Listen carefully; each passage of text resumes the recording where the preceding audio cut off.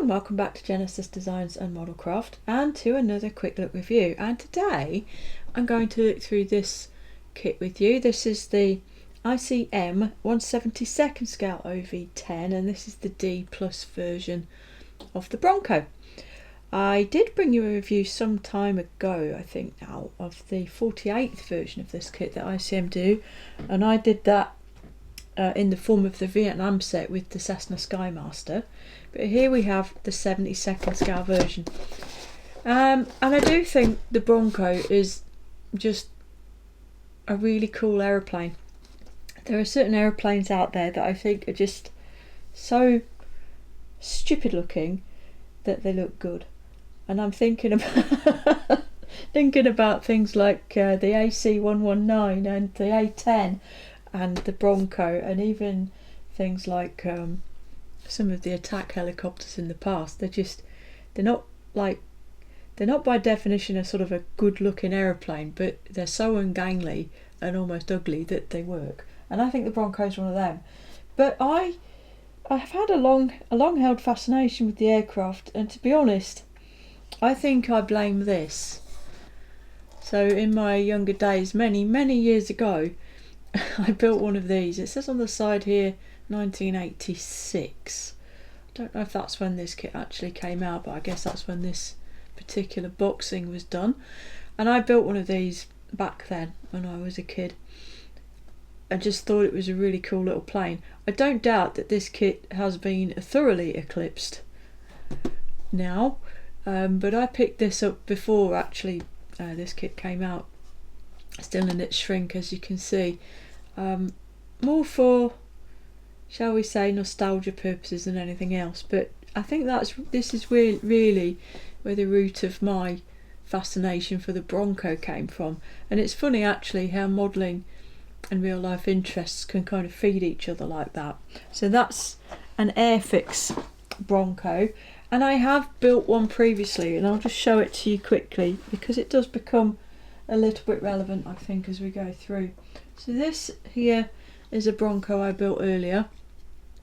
This was featured in Airfix Model World, and this was built from a Revel box, but I believe I'm correct in saying that this is actually an Academy kit, a fairly old one, and as is often the case with older Academy kits, the moulding's quite good, accuracy not so much. And the fit wasn't brilliant either in places, but it does have nice recessed panel lines.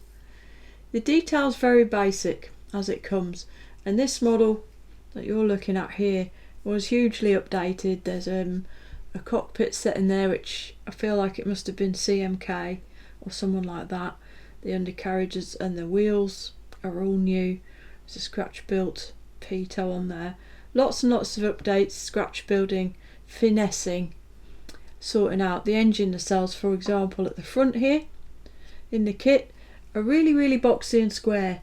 The real aeroplane does not have square boxy nacelles. They're nice slinky rounded ones, so I did a lot of work to modify those to look more like they should, and I seem to recall there was a lot of filling and sanding around those little stub wings where the guns live.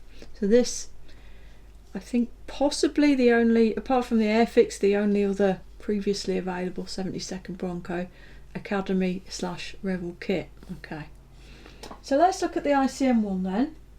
Where's it gone? Here we go. So here we are. Now I think I got this kit from Andy Hills at Antics in Bristol. I'm pretty sure that's where I got it. Whether it was at the shop or a show, I don't recall. As you can see, it says on there $29.80, and that is what I would have paid for it. I've had a quick look on the Googles, and that suggests that this kit is generally available for between £25 and £30 online, with varying amounts of postage to be paid. And yes, I agree, that does feel like quite a lot of money for what isn't a particularly large aircraft in 1/72nd. But let's see what we get for our money, shall we, before we start complaining too much. I'll get the little pretend box lid off. They're always so tight. And then you've got your traditional flip top box on inside that. and instructions.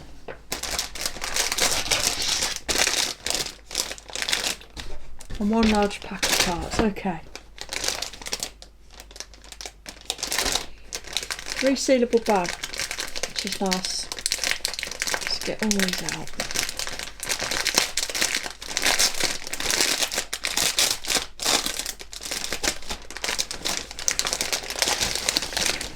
We can safely say there are a lot more parts here than in that Airfix kit. And let's start at the beginning, or with sprue A, which is what this is. And the first thing that immediately strikes is the number of parts that all of the assemblies are made up from.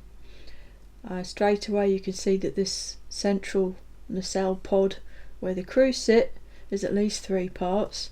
The booms have got no top or bottom moulded onto them. Let's have a closer look. Moulding is typical ICM. It's very, very nice. It's smooth, it's crisp. We have recessed sort of rivety detail on the fuselage sides. There's also some raised pieces. I think they're probably deliberate, I'm not sure. But throughout all of this we've got recessed panel lines and recessed sort of rivet type detail. There's an instrument panel here. And note also that turret, that undernose turret, how nicely moulded that is, despite the fact that it's not utilising clear parts, which some may prefer. It is beautifully moulded. And here on the side of that engine and nacelle and tail boom, very, very nicely moulded indeed. There is some detail on the inside of these fuselage pieces, sort of framework stuff, and likewise inside what will become the main wheelbase.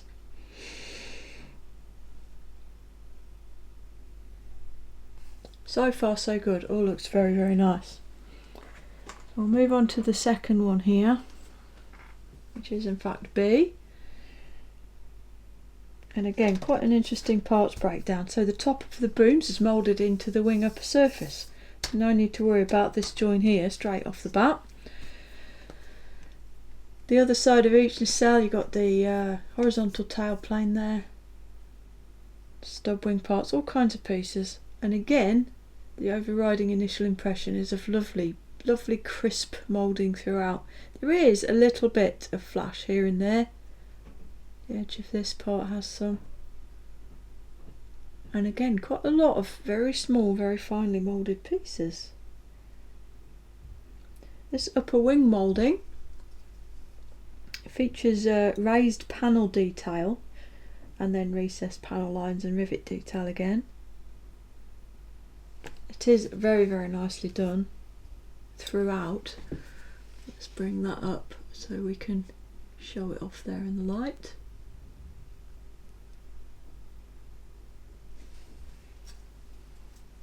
The main cockpit tub here. Yeah, it's all very, very well done. We've got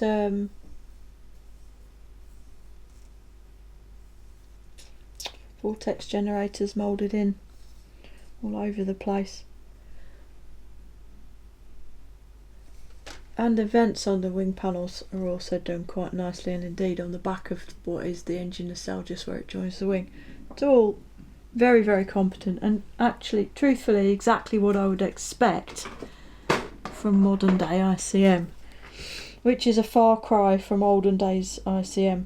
Then we have 2 sprues of small pieces, and both of these are marked C. They are, as you can see, identical. So I'll pop that one out of the way from the get-go, and we'll just look at this. What we've got here, engine fronts, note. Nice smoothly rounded shapes, nice smoothly shaped intakes, nothing like that old Academy kit. Got rocket pods and bombs and all sorts of small detail parts, control surfaces, undercarriage parts, consoles, all kinds of things.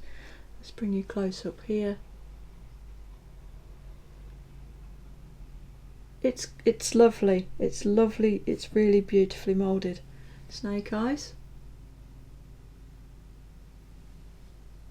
A bigger one I'm not a bomb spurt, I can't necessarily tell all of the weapons straight off just by looking at the sprues. So 2 of those are included.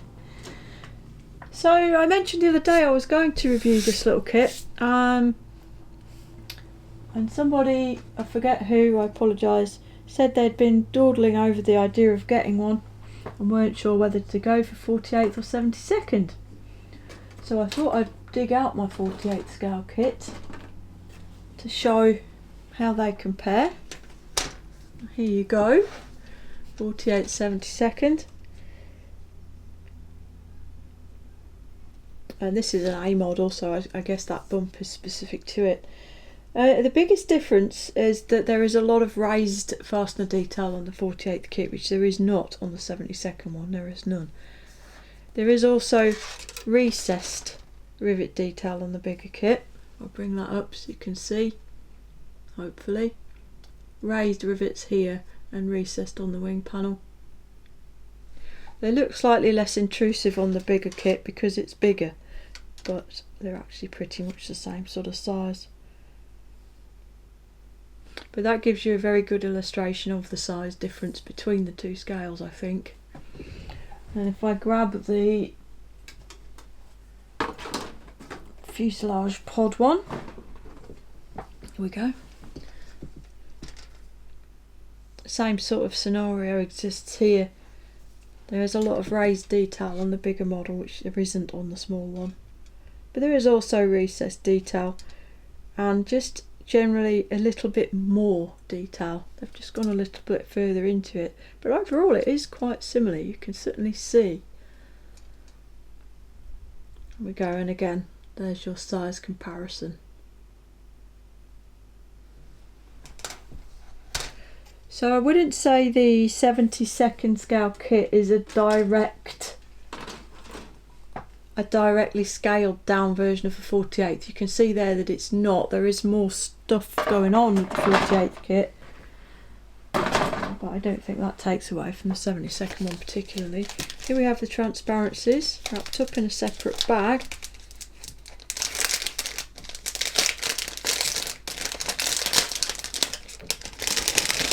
Just as it was in the Academy or Revel kit, the clear parts are done in stages here, separate pieces. It's a very bulbous sort of canopy on the Bronco, so I think this is really the only way to do it with any degree of accuracy. And these are nicely done. The windscreen and the top part are very good clarity wise. There's a bit of distortion in the 2 front windows of the side panels, and there are a few scuffs and scratches on this one. Overall, very, very decent though. Here you go. Raised framing and not excessively so. And that neatly brings us on to the instructions and the decals. Look at the instructions first. So what have we got in here? ICM water-based acrylics leaflet, some sets that are available, and then a colour chart on the back. You can use this, and you'll probably even be able to use it straight off the video if you're so inclined, information about the paints on the left, and download an equivalence table on the right, which is a nice idea. So again, instructions, standard ICM fare. It's an A4 size booklet, it's printed in colour. You've got a little bit of history here in English. The OV-10D was an upgraded version of the A, which was essentially sensors and such fitted to it. So it had a FLIR system under the extended nose with laser target designators, flares, chaff and flare capabilities, and probably updated weapons capabilities as well. Paint codes are only given in ICM's own paint here.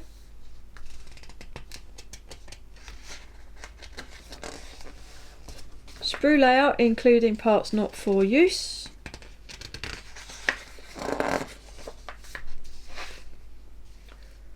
And straight into the actual build instructions, which I think are very clear and easy to follow. despite looking a bit complex on the page here. There are no seat belts, moulded, decal or otherwise. You'll have to find those. I think this, looking at the detail evident in these drawings, I think this kit is ripe for something like an Edward Zoom set, just the small cheap set that includes seat belts and maybe instrument panels and a few other parts. Cockpit all going together, and then that fuselage / central nacelle. 5 grams of nose weight. I think that is incredibly optimistic. I think it will need, in fact I know it will need a lot more than 5 grams, and I also know that it will be a major struggle to get enough weight in the invisible areas of the nose of this kit to stop it from being a tail sitter. Continuing on, stub wings and guns. If you want pylons, you need to drill some holes, and the wings go together in a very conventional manner, complete with all the separate control surfaces. And we've got a countermeasures turret down there, which sits up on top of the wing. Then the wing pops on, windscreen, and the rest of the transparencies, and then, and only then, do we move to these engine nacelles and booms.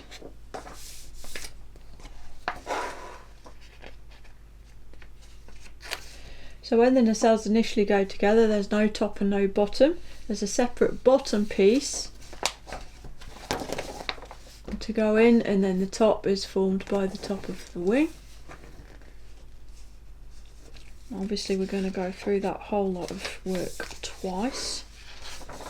You've got your horizontal stabiliser, and then you bring it all together. Add propellers, add wheels. And some aerials and pylons, and that's us done. Mask templates. The kind you have to cut around. Helpfully printed in black, so you could very, very possibly lay some, well, let you know what, let's test it. Let's not guess, let's prove the concept. Piece of standard Tamiya tape. I'll detack it some on my hand. And there you go. You can clearly see where you need to cut, and then when cut, because it's been detacked, you can remove the tape from the paper without any issue at all. Do bear in mind that when cutting like that, you will end up cutting straight through this, so make sure you don't need whatever's on the back before you do it, or make a copy of it or take a photo of it. So, mask templates, nice touch. Then we go on to weapons. What do we have? We have some LAU-10s rocket pods, some LAU-68 and 69 Alpha rocket pods, 150 gallon fuel tank and 100 gallon fuel tank. And what's on the back side of those masking templates is this little loadout diagram to show you where each weapon ought to be fitted. And then we're on to markings. So what do we have? This very fetching 3-tone black, grey and green scheme. I like this. This is from Marine Observation Squadron 1, flying from the aircraft carrier USS Theodore Roosevelt in 1990. It's a very, very nice scheme. I do like this one. And then we have a couple of dessert ones. So that's like a sand and dark earth type of deal over a pale grey. This one, Marine Observation Squadron 2 in Saudi Arabia, 1991. So these are all about the time of the First Gulf War. Same scheme. Well, it's not exactly the same actually. different pattern, maybe different colours as well. No, same colours, slightly different pattern. This one, also Marine Observation Squadron 2, Saudi Arabia, 1991. So those two are very, very similar. And finally, two-tone grey on the back. This one is just Marine Observation Squadron 1 again, and it just says early 1990s. So there's a good cross-section of some of the schemes available on this aircraft here, and should cater for most tastes, I think. It's sort of a low-vis style, desert camo, and the sort of quintessential Marine Corps camo. Very nice. And finally, Decals. Here we go. Printed by ICM. Insanely thin. They're so thin. Glossy without being overly glossy. Very nicely printed, very crisp. We've got stencil detail down here and weapon markings as well. Instrument panels, which are actually quite nicely done, as Decal instrument panels go. Those are nice. Walkways, airframe stencils. Yeah, a very, very nice little sheet. And my experience of modern ICM decals has been nothing but good. They're absolutely fine. Nothing to worry about at all. So there you go. That's what you get for your somewhere between £25 and £30. Now going down the rabbit hole of value for money then, £30. It's not a big aeroplane. Here we go. Let's bring the Academy one back into shot. It's not a big model. And £30 to me, still, I think I need to get my head around catching up with modern with kit prices. I mean, they are what they are at the end of the day, but I find it very, very difficult to want to buy a kit like this when it's as much as £30. Clearly I did in the end. But it's the same with things like the Airfix Bronco. It's similarly getting up to around £30, and to me that feels like a lot of money for a 70-second kit, which ultimately that's not really any bigger than something like a P-47, is it? And what makes it worse, in a way, is that ICM's own 1/48th Bronco can be had for as little as sort of £5 more. You can quite easily get the 48 scale Bronco for £35 to £40, which feels like a much fairer price to me. But you know, value is a very subjective thing. It's always going to come down to things like budget, what you're literally prepared to pay for a subject, and your own personal sort of set of values when it comes down to value for money. Clearly, this Revel/Academy Bronco can be had for a lot less. So the Revel and Academy kits are not in the current catalogue, so you're not going to get them from a model shop. But looking at eBay prices, they're going to cost, either of them, in either boxing, it's going to cost around about the £20 mark. Some people are dearer, there's a few that are slightly cheaper, so £20-ish for this old kit. So that is a little bit less, but this particular model you're looking at has been hugely modified to better represent the original, and it has had multiple resin and photo etch detail sets applied to it, all of which will have put the cost of this kit to a greater level than this one. This one doesn't really want anything apart from maybe some seat belts, which you can make yourself, or you could get a cheap Edward Zoom set. With this kit, I don't think it really wants for anything. It's got a great selection of weapons, everything's there, it's got a lot of finesse, it's not going to need a lot of work other than putting it together. The only thing it really lacks is seat belts or harnesses, and if that's a major issue, then clearly redress can be sought with a suitable Edwards set, a zoom set, usually probably around 10 quid, and that'll net you a load of other bonus sort of detail parts as well. I note that the zoom set for this kit includes blanks for the engines, for example, and obviously instrument panels and bits and pieces like that. So again, it lifts the price yet again, but it takes it to that next level, and I think the completed model will look quite significantly more sophisticated than this one. So it's just one of those, isn't it? You can pay a bit less and put a lot more effort in. You can pay a bit more and have something that's going to look good straight out of the box. So there we have it. That's the 1/72 scale OV-10D Plus.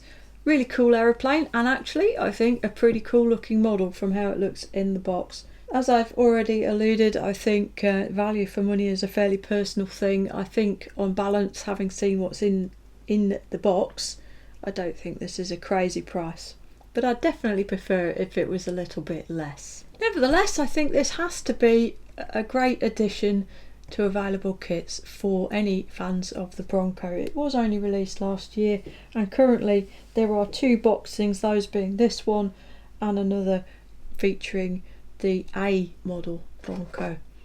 It's certainly a step up from previously available kits. So that's it for this one. Another nice little kit from ICM. They really are knocking it out of the park lately, aren't they? And I for one am happy with that. Thanks ever so much for watching. I hope it was useful. And with all of that said, I think it only remains for me to say, look after yourselves, look after each other, and Genesis out.